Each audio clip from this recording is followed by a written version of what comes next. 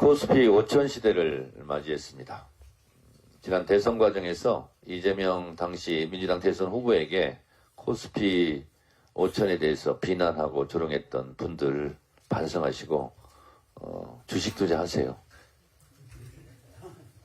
예. 그동안 비난했던 거 사과까지는 바라지 않겠습니다. 용서할 테니 대한민국 주식시장을 위해서 본인들도 동참하는 자세에서 이재명 대통령 고마워하면서 주식하시기 바랍니다. 이재명 정부 출범 1년도 안 돼서 몇 달 만에 어떻게 코스피가 이렇게 2배로 뛸 수 있는가? 그것은 이재명 대통령이 기자회견을 통해서 명확하게 밝혔습니다. 다시 말해서 코리아 디스카운트가 해결되고 정상화되기 때문에 코스피 지수도 그동안 저평가되었던 것이 정상적으로 평가받고 있는 거다. PBR이 윤석열 정권 때는 0.8이었습니다. 지금 1.6으로 뛰었습니다.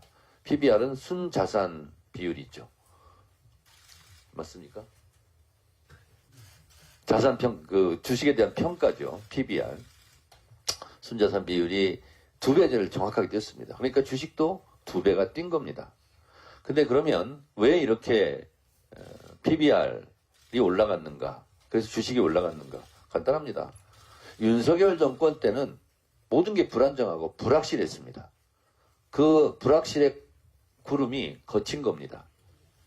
그래서 뭔가 경제는 심리인데 심리적으로 안정이 된 거죠. 국가가 안정되면서 경제 심리도 안정되니까 주가도 안정이 되는 겁니다. 그리고 언제 전쟁 날지도 모르겠다 하는 코리아 리스크가 해결되는 겁니다. 지금 남과 북 사이에 전쟁이 일어날 그런 기운이나 그런 위기상은 없지 않습니까? 그래서 코리아 리스크도 해결되고 있고 또 주식시장의 불투명성 이런 부분도 해소되고 있지 않습니까? 상법 개정을 통해서 개미 투자자들의 가치를 보장하는 제도로 지금 가고 있지 않습니까? 그래서 지금 상법 개정을 더 해야 되는 거 아니겠습니까? 이러한 부분들이 당연히 주가를 오르게 하는 긍정적인 요소다.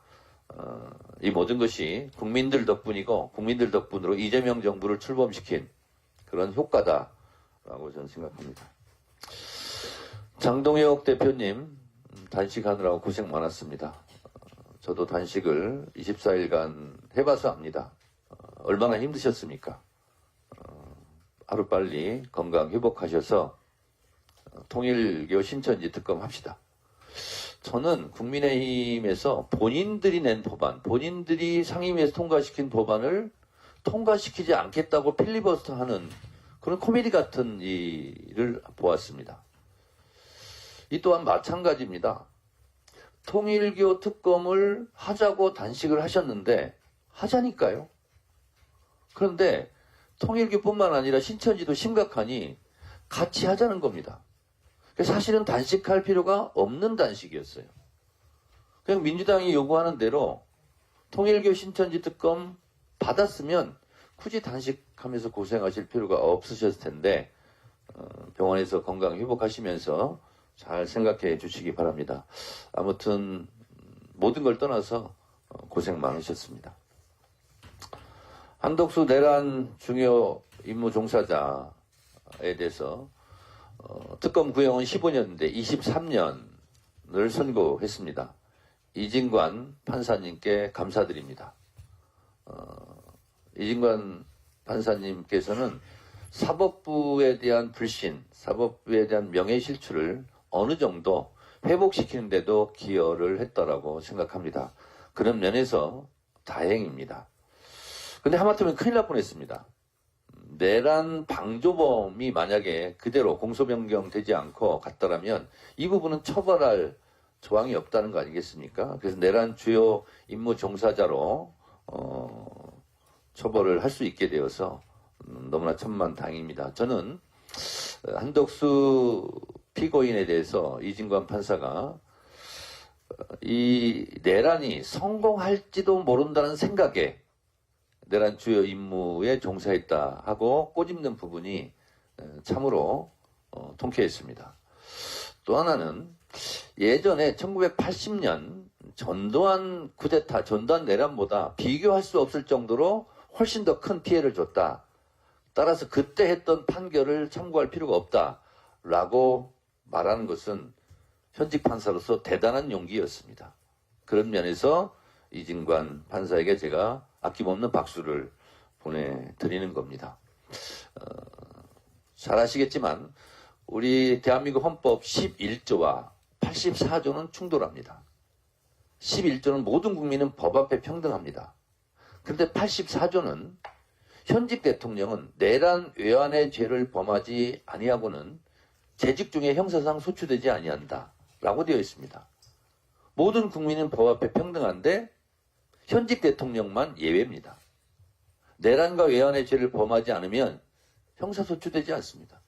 그러니까 11조와 84조가 상호 충돌하고 있습니다. 왜 이렇게 만들어놨습니까? 대통령은 국가의 지속성을 위해서 국가의 원수로 국가를 대표하고 그래서 대통령의 직책이 그만큼 중요하기 때문에 내란 외환죄를 저지르지 않으면 나머지 죄에 대해서는 재직 중에서는 소추하지 말고 처벌하지 말자는 취지입니다. 역으로 생각해보면 내란과 외환은 그럼에도 불구하고 현직 대통령 재직 중에도 처벌해야 된다. 그렇기 때문에 우리 헌법의 죄 중에서 내란 외환죄가 가장 중요한 죄입니다. 왜? 가장 큰 피해를 주기 때문에 그렇습니다. 그 부분을 이진관 판사가 명확하게 했다라는 점에서 다시 한번 박수를 보내드립니다. 오늘 1인 1표제에 대한 전당원 여론조사가 진행 중에 있습니다. 오늘 참 총무국장한테 보고를 들어보니 12% 정도 투표를 했다는데 우리 당원 여러분들께서 더 많이 참여해 주시기 바랍니다. 합당 문제에 대해서 한 말씀 드리겠습니다. 어제 저의 합당 제안으로 놀라고 당황하신 분들이 많았나 봅니다. 여러 가지 불가피성과 또 물리적 한계 등으로 사전에 충분히 공유해드리지 못한 부분에 대해서는 송구스럽습니다. 그런데 저는 그 송구스러움이 있었지만 이 부분은 당대표가 먼저 제안을 하지 않고서는 지방선거 전에 시간상 불가능할지도 모르겠다 하는 생각으로 사과할 각오로 제가 제안을 했습니다. 그러나 꼭 가야 할 길이라고 저는 생각합니다. 언젠가 누군가는 테이프를 끊어야 하는 일입니다. 이제 시작종이 울렸으니 가는 과정과 최종 정착지는 모두 당원들의 토론과 당원들의 뜻에 따라 결정이 될 것입니다. 당원 당규에도 전당원 토론과 전당원 투표로 결정하게 되어 있습니다. 전당원 투표에서 가결되면 가는 것이고 부결되면 멈추는 것입니다. 저도 결과가 어떻게 나올지는 예단하기 어렵습니다. 저는 당심과 민심의 바다에 몸을 던졌습니다. 이제 당원들께서 충분한 토론을 통해서 어떤 것이 지방선거 승리를 위해서 또 이재명 정부 성공을 위해서 더 나은 길인지 당원들의 집단 지성으로 이 문제를 잘 풀어갔으면 좋겠습니다. 오늘 이 국가대표 선수촌을 오면서 그런 생각을 했습니다. 경기도, 게임도, 싸움도 승리하는 길을 선택해야 되지 않겠습니까? 정치도 마찬가지입니다. 싸움에서 승리하는 길을 모색해야 합니다. 싸우지 않고 이기는 길. 싸울 필요가 없는 싸움은 피하고 같은 편끼리 싸우지 않고 오히려 같이 힘을 합쳐 싸우는 것이 승리의 길이 아닌가 그런 생각을 했습니다. 그 승리의 길을 위해 함께 지혜를 모았으면 좋겠습니다. 이것은 누구 특정 개인의 이익이 아니라 당 전체, 당원의 이익으로 작동해야 합니다. 시대정신인 지방선거 승리와 이재명 정부 성공의 길에 복무해야 합니다.